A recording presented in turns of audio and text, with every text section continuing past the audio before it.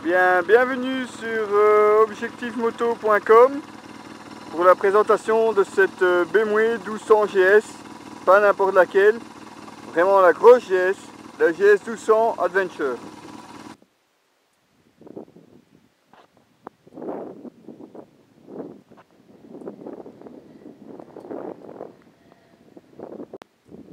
Voilà, donc une fois de plus sur objectifmoto.com, on s'est lancé cette fois-ci dans un autre défi, la balade des 5 pays notamment.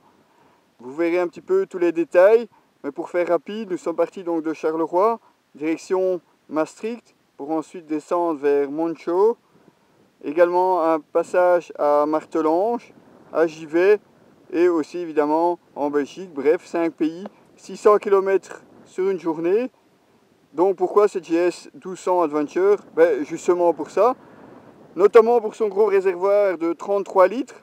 Imaginez bien, oui, 33 litres, vous avez bien entendu, qui vous donne une autonomie théorique de facilement 600 km. D'ailleurs, quand vous regardez le tableau de bord, c'est parfois assez marrant. Quand vous arrivez à 300 km, votre autonomie restante est encore au moins de 300 km. Évidemment, à condition de ne pas rouler comme un gros sauvage. Bon, vous avez quand même 110 chevaux sous la poignée. Ça vous permet évidemment de rouler relativement vite. Mais en usage tout à fait raisonnable, vous pouvez compter plus de 500 km, voire 600 km d'autonomie.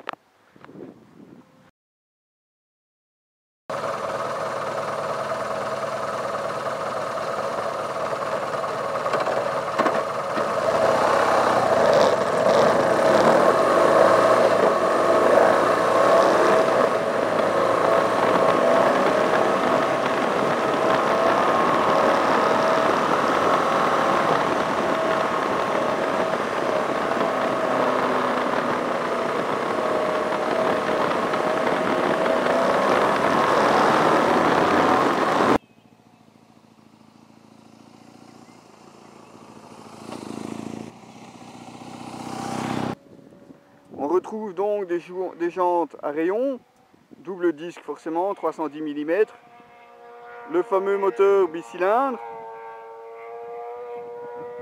le cardan et monobras à l'arrière, équipé aussi de ces valises en inox, toutes fermant à clé, le coffre supérieur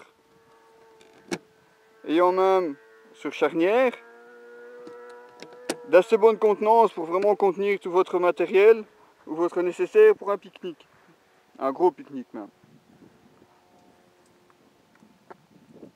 Donc une selle prévue pour le duo, malgré tout assez confortable, bien que forcément on n'est pas sur une GT, donc au bout de quelques centaines de kilomètres, vous préférez quand même faire une petite pause, histoire de vous dérouiller un peu les jambes.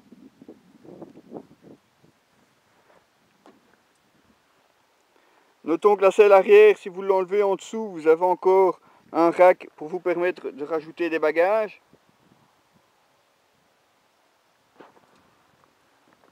Alors je voulais juger un petit peu de la largeur de l'engin.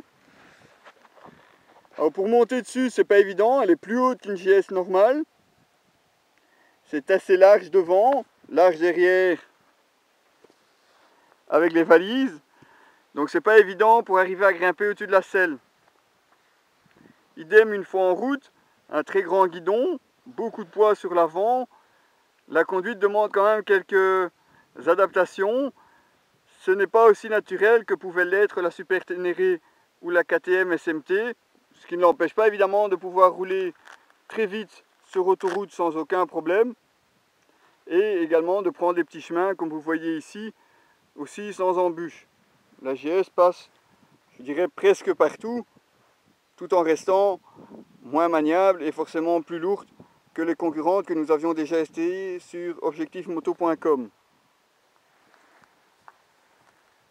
Alors un grand pare-brise qui est réglable manuellement, ici réglé quasiment au maximum, ce qui dévie vraiment le vent uniquement sur le haut du casque.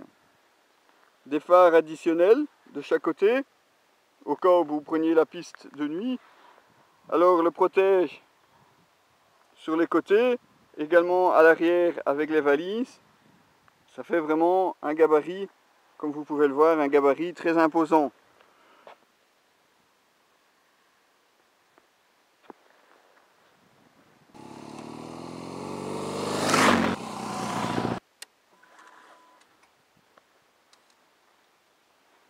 Alors voilà la vue du pilote. À gauche ici, le bouton info, donc pour modifier les informations au tableau de bord. Donc la vitesse moyenne, consommation moyenne comme vous voyez 5,7 litres. L'autonomie ainsi que la jauge sur votre droite. Pression des pneus également en roulant, ainsi que la température. Donc vraiment un tableau de bord très complet. Qui plus est, on peut modifier l'affichage au guidon. Le bouton pour les phares additionnels, la possibilité de désarmer l'ABS ainsi que l'antipatinage. Le SA que nous avions déjà rencontré sur la 400R qui permet justement de modifier le comportement des suspensions. Aussi en option chez BMW, les poignées chauffantes à 2 positions.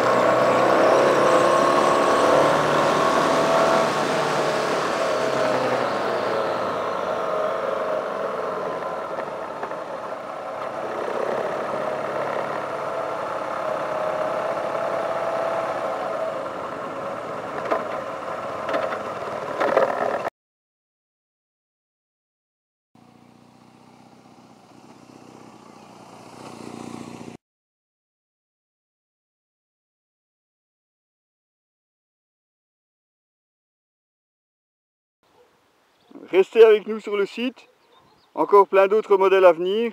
Vous allez vous régaler, croyez-moi, on vous prévoit aussi plein d'autres vidéos et on espère des nouveautés aussi de ce côté-là. Merci et à bientôt.